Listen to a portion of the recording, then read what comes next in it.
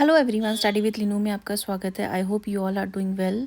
हमारा जो चैप्टर चल रहा था क्लास 11th का स्ट्रक्चर ऑफ एटम, ये कंप्लीट हो चुका है। आज इसके कुछ क्वेश्चन एक्सरसाइज के जो हैं प्रैक्टिस करेंगे हम एनसीईआरटी के।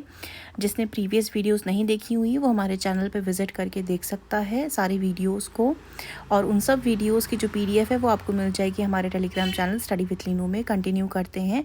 आज का लास्ट टॉपिक जो हम डिस्कस कर रहे हैं, ये टॉपिक आता है स्टेबिलिटी ऑफ कम्प्लीटली फिल्ड और हाफ फिल्ड सबशेल्स के बारे में बताता है। The ground state electronic configuration of the atom of an element हमेशा करस्पॉन्ड करता है to the state of the lowest total electronic energy के। हावेवर सर्टेन एलिमेंट्स, जैसे कि हमने डिस्कस करा था कॉपर और आपका क्रोमियम का केस जो हमने डिस्कस करा था, इसमें क्या होता है, आपको स्टेबिलिटी पाने के लिए क्या करता है, ये अपने कन्फिग्रेशन को चेंज करता है। यहाँ पे जहाँ पे दो सबशेल्स 4s और 3d जो होते हैं ये डिफर करते हैं एक दूसरे की एनर्जी से स्लाइटली, और जो इलेक्ट्रॉन होता है वो शिफ्ट कर जाता है from a subshell of lower energy to subshell of higher energy, यानी डी में चला जाता है। Provided such a shift result in all the orbitals of the subshell of higher energy getting either completely filled या फिर half filled subshell बना देता है उनका। The valence shell electronic configuration अगर हम यहाँ पे क्रोमियम की देखते हैं और कॉपर की देखते हैं तो वो होती है 3d5 4s1 और 3d10 4s1। ये होती है आपकी क्रोमियम की, ये होती है आपकी कॉपर की। लेकिन ये ऐसे नहीं होती है यहाँ पे, ये आपकी किस फॉर्म में प्रेजेंट होती है, ये होती है आपकी एक्चुअल में अगर अफवाह के अकॉर्डिंग देखा जाए तो होनी चाहिए आपकी इस अकॉर्डिंग 3d4 4s2 और 3d9 4s2 फॉर्म में। लेकिन ये एक्स्ट्रा स्टेबिलिटी पाने के लिए अपने आप को किस में कन्वर्ट कर देता है, क्रोमियम की हो जाती है 3d5 4s1 और कॉपर की हो जाती है 3d10 4s1। क्योंकि अगर यहाँ पे हम डी ऑर्बिटल की बात करते हैं, डी में 5 ये ऑर्बिटल है हमारे पास। यहाँ पे इलेक्ट्रॉन फिलिंग देखेंगे तो 1 2 3 4 5 6 7 8 9 10, ये ज़्यादा स्टेबल है ना। हमने देखा था कम्प्लीटली फिल्ड जो होते हैं स्टेबल होते हैं, हाफ फिल्ड स्टेबल होती हैं। ये कम्प्लीटली फिल्ड है, इस करके यहाँ पे क्या ले रहे हैं हम कॉपर का 3d हमने 10 कर दिया है और 4s1 कर दिया है। अगर 4s2 रहता यहाँ पे तो हमें यहाँ से एक हटाना पड़ता, तो ये थोड़ा अनस्टेबल हो रहा था ना। इस करके जो s का इलेक्ट्रॉन होता है वो हायर आपके एनर्जी लेवल पे जंप करता है और यहाँ पे क्या बन जाता है आपका 3d10 बन जाता है। सेम केस हमारा किसका होता है, क्रोमियम का होता है। क्रोमियम की अगर हम यहाँ पे बात करते हैं, हमारे ये 5d के ऑर्बिटल्स हैं। यहाँ पे जो इलेक्ट्रॉन्स की फिलिंग हो रही है हमारे पास 1 2 3 4 है। अब यहाँ पे क्या है हमारे पास 4s2 है। अब यहाँ s में से एक इलेक्ट्रॉन इधर आ जाएगा तो यहाँ पे क्या हो जाएगा 3d5 हो गया और 4s पे आपका 1 रह गया। अब इसमें क्या हो गया आपका हाफ फिल्ड भी क्या होता है, हाईली स्टेबल होता है यहाँ पे। इस करके यहाँ पे क्या करते हैं, ये अपनी कॉन्फ़िगरेशन को चेंज करते हैं टू अटेन स्टेबिलिटी। ये था यहाँ पे डिस्कशन जो हमने करा है इसके बारे में। यहाँ पे नीचे देख सकते हैं एक्सचेंज के बारे में सारा एक्सप्लेन कर रखा है यहाँ पे, कैसे स्टेबिलिटी ये फॉर्म करते हैं।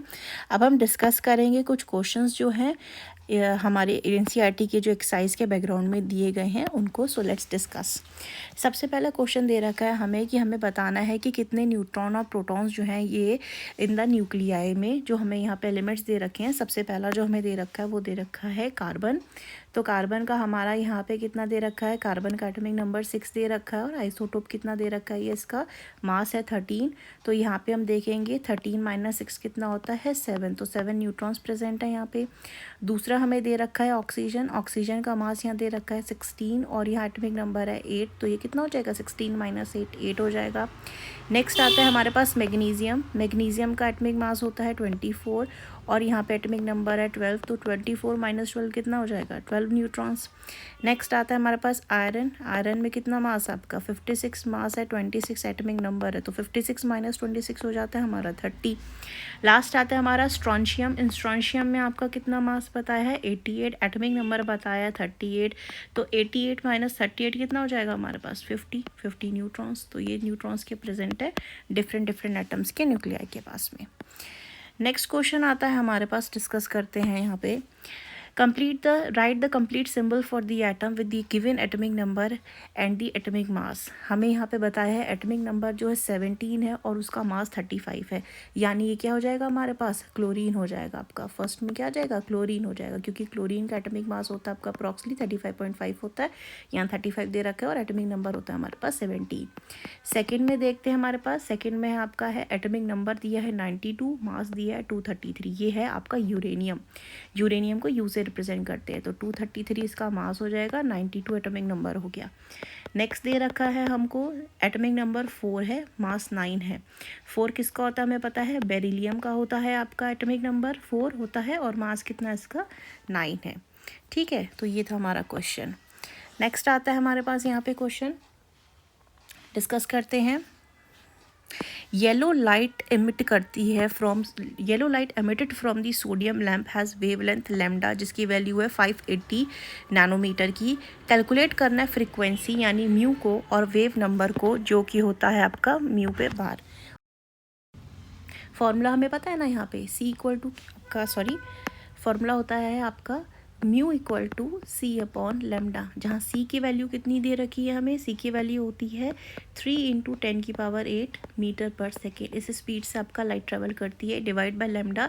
लेमडा की वैल्यू कितनी है, 580 नैनोमीटर है, 580 नैनोमीटर है, नैनोमीटर को चेंज कर लेंगे यानी 10⁻⁻9 मीटर। तो ये जब हम इसे सॉल्व करते हैं तो हमारे पास सॉल्व करके कुछ निकल करके आता है आपका 5.17 × 10⁻14 पर सेकेंड। ठीक हो गया यहाँ पे। अब नेक्स्ट में हमें क्या करना है, वेव नंबर कैलकुलेट करना है। पहले स्टेप में फ्रीक्वेंसी थी, दूसरे स्टेप में वेव नंबर कैलकुलेट करना है। हमें पता है म्यू बार इक्वल टू क्या होता है, 1/λ होता है। तो 1/λ की वैल्यू कितनी है हमारे पास, 580 × 10⁻⁹ मीटर। जब इसे सॉल्व करेंगे तो हमें मिलता है 1.724 × 10⁶ पर मीटर। I hope it is clear to you. Next question की तरफ हम चलते हैं। यहाँ पे क्वेश्चन आता है हमारे पास, which of the following are the isoelectronic species, that is वो स्पीशीज़ जिसके पास क्या है, सेम नंबर ऑफ इलेक्ट्रॉन्स है। सबसे पहले अगर हम यहाँ पे देखते हैं आपका सोडियम की बात करें, अगर हम यहाँ पे सोडियम यानी कि Na पॉजिटिव पे चार्ज है यहाँ पे प्लस का, यानी कि एटॉमिक नंबर होता है सोडियम का 11। एक इलेक्ट्रॉन को इसने लूज़ कर दिया है, यहाँ पे प्रोटॉन इसके पास कितने रह गए, 11 रह गए, लेकिन एक इलेक्ट्रॉन लूज़ हो गया, तो यहाँ पे कितना हो गया, 10 इलेक्ट्रॉन्स अब इसके पास बचे हैं। नेक्स्ट में बात करते हैं पोटेशियम की। तो पोटेशियम का इलेक्ट्रॉनिक नंबर कितना होता है आपका, पोटेशियम का एटॉमिक नंबर होता है 19। अब ये तो प्रोटॉन हो गया, इसके एक इलेक्ट्रॉन लूज़ करा है इसने यहाँ पे से, तो कितने हो गए इसके पास अब इलेक्ट्रॉन, 18 इलेक्ट्रॉन हो गए यहाँ पे। तो यहाँ कितना, सॉरी इसने लूज़ करा है आपका एक इलेक्ट्रॉन को, तो यहाँ पे कितना हो गया आपका, अब 18 इलेक्ट्रॉन हो जाएंगे। नेक्स्ट आता है मैग्नीशियम 2 पॉजिटिव। मैग्नीशियम का हमारे पास कितने प्रोटॉन्स है, इसके पास टोटल 12 प्रोटॉन्स है और 12 ही इलेक्ट्रॉन्स है, तो माइनस इसने 2 इलेक्ट्रॉन लूज़ कर दिए, तो इसके पास अब कितने बचे, 10 इलेक्ट्रॉन्स यहाँ पे इसके पास बचे हैं।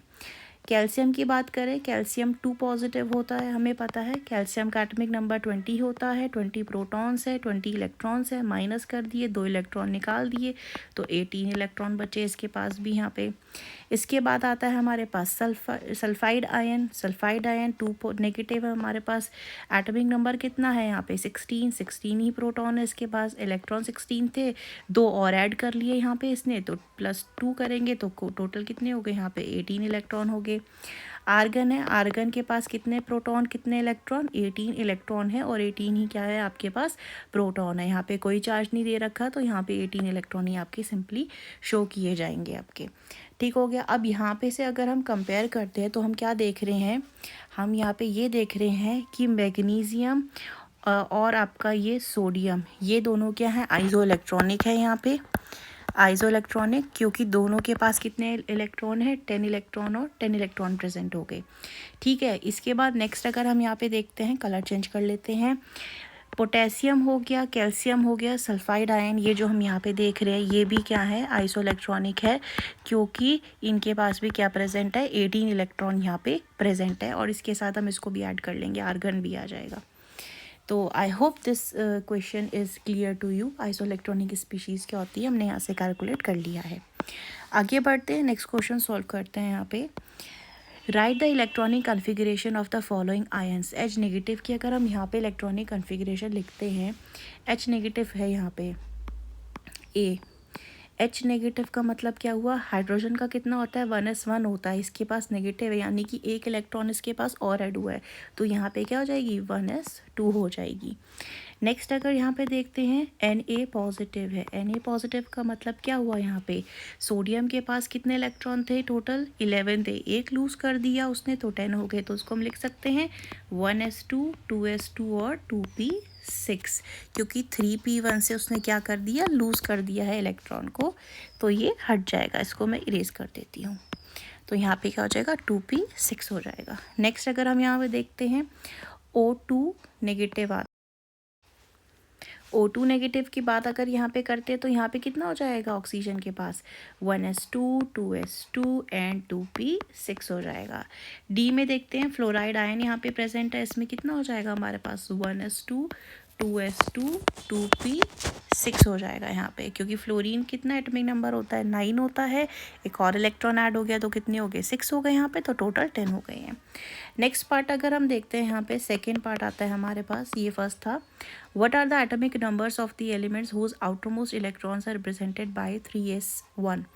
ए की अगर हम बात करते हैं यहाँ पे तो 3s1 में क्या है हमारे पास इलेक्ट्रॉन 3s1 में प्रेजेंट है, यानी कि ये क्या हो गया z एटॉमिक नंबर इसका कितना हो जाएगा 11 हो जाएगा आपका, और ये एलिमेंट क्या रहेगा आपका सोडियम है, ये element this is sodium. B की बात करें 2p3 में है, 2p3 का मतलब क्या हुआ अगर हम यहाँ पे देखते हैं तो 1s2 2s2 2p6 3s2 sorry 2p3 है, 2p3 है। अब यहाँ पे कितने हो रहे हैं टोटल हमारे पास 5 6 7, यानी ये क्या हो जाएगा एटॉमिक नंबर z = 7 हो जाएगा, और ये क्या है आपका नाइट्रोजन है।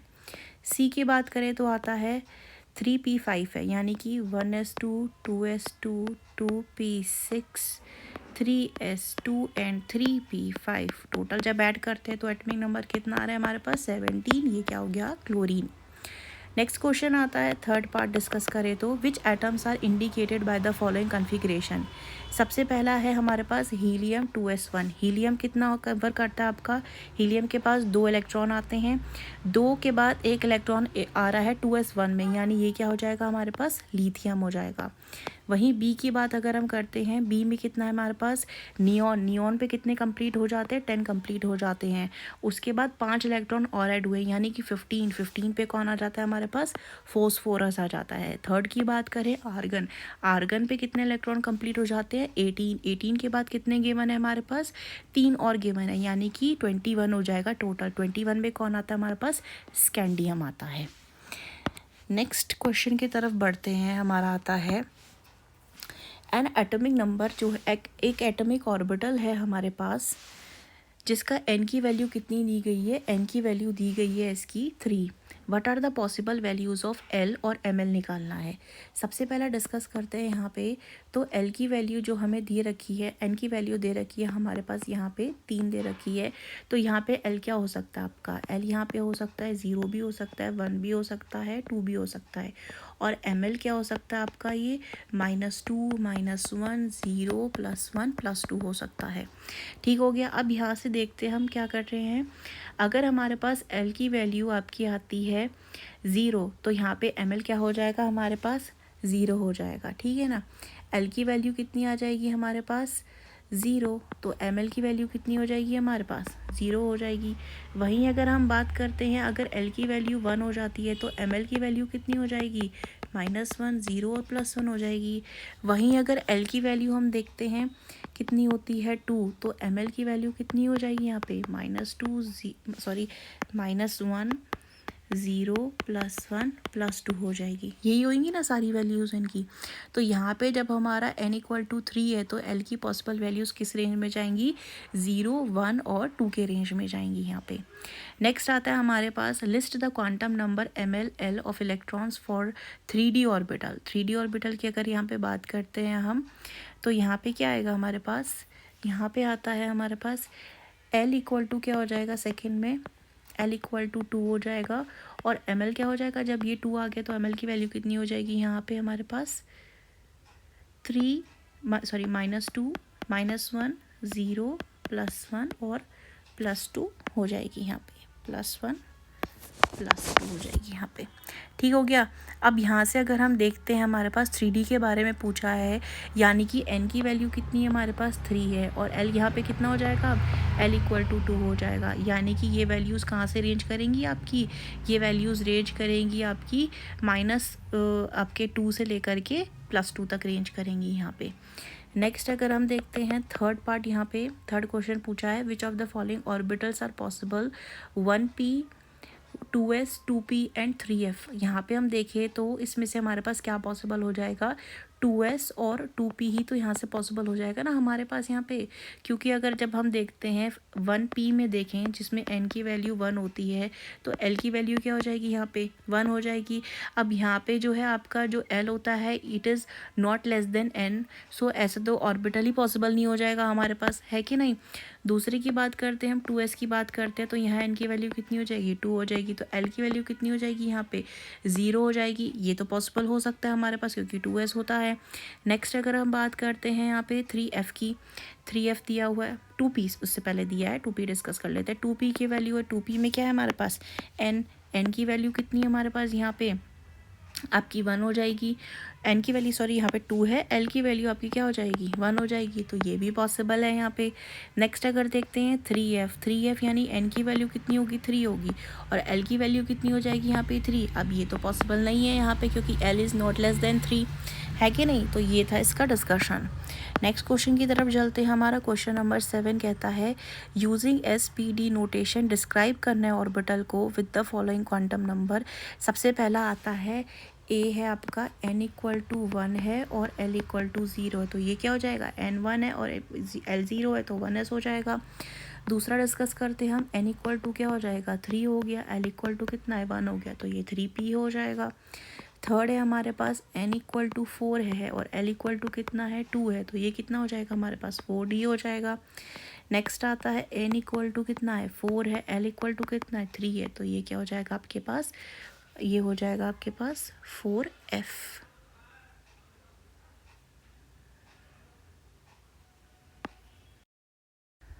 नेक्स्ट क्वेश्चन की तरफ चलते हैं। क्वेश्चन आता है how many electrons in an atom में have the following quantum numbers.